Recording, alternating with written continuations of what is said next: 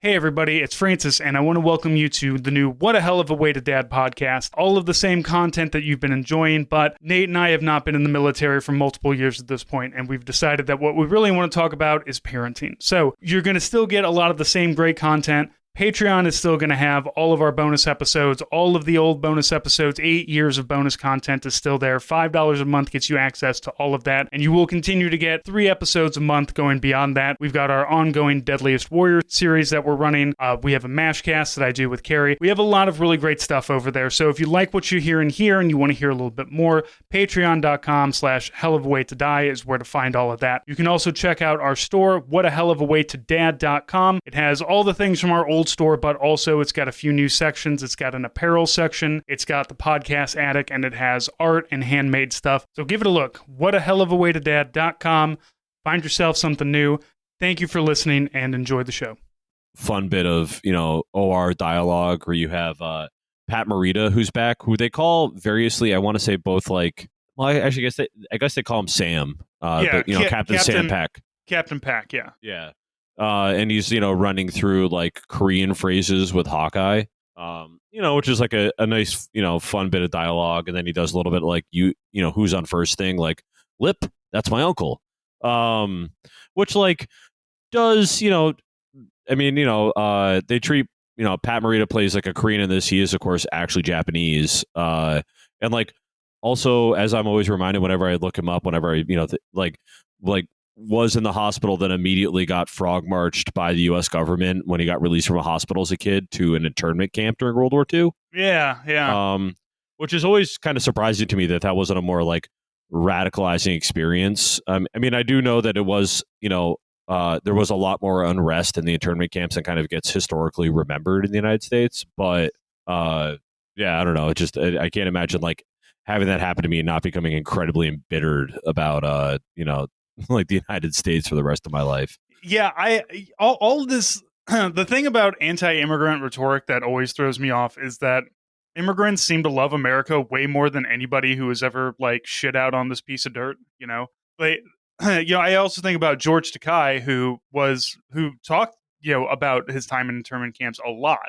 And has been very like active about like, no, it was wrong. You guys fucked up. I want everybody to know it was wrong, and I'm not going to stop talking about it, as he shouldn't. It was a messed up time in American history. Like it's one of those like it is a position that would be incredibly radicalizing. But this character and this actor and George Takei, they both did it when they were very young, though. Like that's fair. When they're really young kids. So like it is one of those like, yes, this was radicalizing, but not getting the full breadth of like an adult that would experience that to be like, fuck this shit. This is fucked up. We're not being treated correctly. And when you're a kid, you're kind of protected from those things. So I'm not saying this like they have like, oh no, it was fine. Obviously it wasn't. They talk about how it wasn't okay.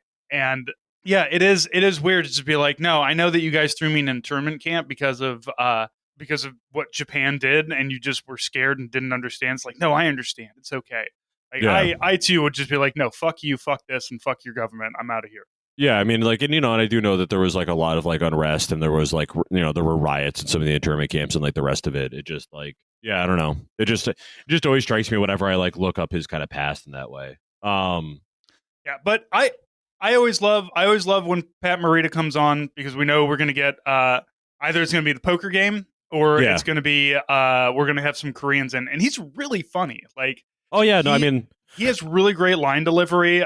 He does a funny little John Wayne impression and everything. He's really good, and I wish they had him on there more. I mean, that's really what, and I assume that they didn't have him on there more because he became too much of a successful actor for them. He would have he would have been a threat to Alan Alda, to be honest. And like, I mean.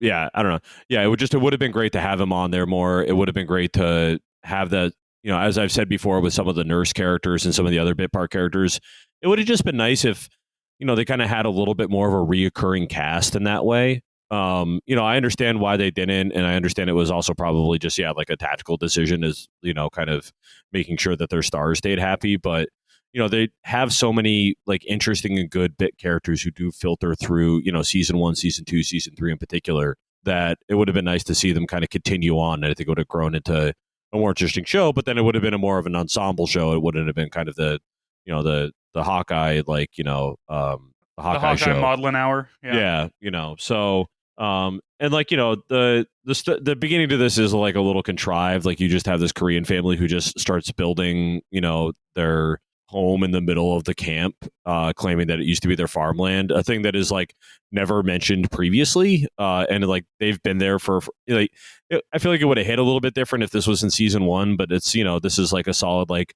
30 episodes into the show. It's not really like fully explained, why the characters are there.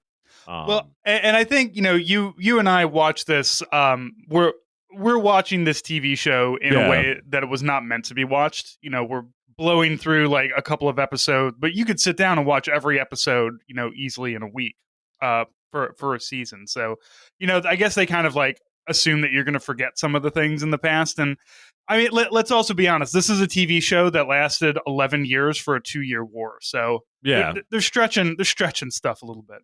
Yeah, no, and I get it. You have to kind of take it for what it is, and so you have like that's kind of like I would say that actually that kind of gets introduced first, but that ends up kind of being the B plot, with the A plot being that also, as you mentioned, like this Korean woman comes in with a baby and says that a doctor like knocked her up and gave her the kid, and then he says like Hawkeye and or Trapper, which like has in one of those lines that in a modern context, I'm like, oh, that has a different connotation than I really like picked up on it as a kid. And then she gives the baby to Radar and says that it's like his kid. Right. She says the father is a doctor in camp who speaks like wind song, so they immediately think that it's Trapper or Hawkeye that's been sweet talking her. And for all the horn dogging that Trapper and Hawkeye do, they don't really go for any of the local nationals. They're never talking about going up with any of the B girls or going out. Like they go out with the nurses and that's it. And they always have like a rotation of nurses happening for them to work their way through. But that's always, I don't know, maybe we'll see it a little bit later. But yeah, they've never. It's always like having sex with a Korean girl is enlisted behavior, I guess.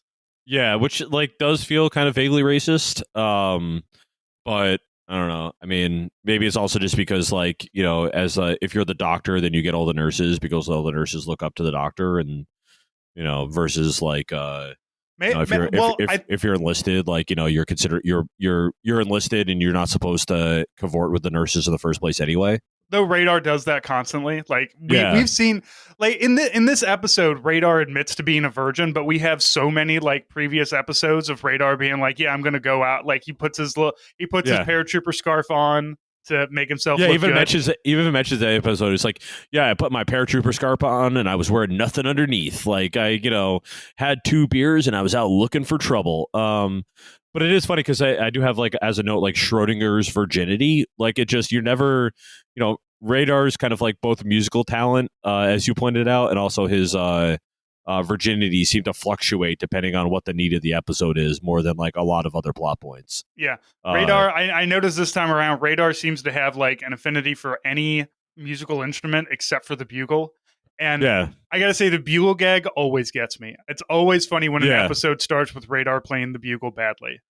Well, I mean, they used to, we used to do Honor Guard. I think I talked about it before, but they gave us a fugal, so like a bell insert into the bugle, so that way you could like stand there and like pretend to play taps, because like they didn't actually want to train you. Yeah, I trained on funeral detail as well, and yeah, they had the fake ones. You hit the switch, and it plays taps for you, and then you hit the switch again. You're kind of holding it. You just kind of reach around the bell and just beep, and and there you go. But yeah, I don't know. It was very fun. I mean, one of the other things I think that doesn't translate well to a modern era, because you don't really see them anymore, except I want to say like in like occasionally still in airports, is Shoeshine Boy.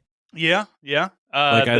The kid that comes in and shines your shoe. Yeah, this whole like family comes to live on the compound, and they bring like they have their one cow that they bring with them, and they're set like I don't know what I'm not a farmer, but like I don't think the middle of a military base with my one cow and my family is a place to set up a farm. unless I'm expecting my boy to make a lot of money doing the shoe shine. But like, what they're not telling you in an episode like this is also like the women are probably all prostitutes, because that's Yeah. kind of like the fallback Yeah, profession like you that. have as a woman living in a war zone.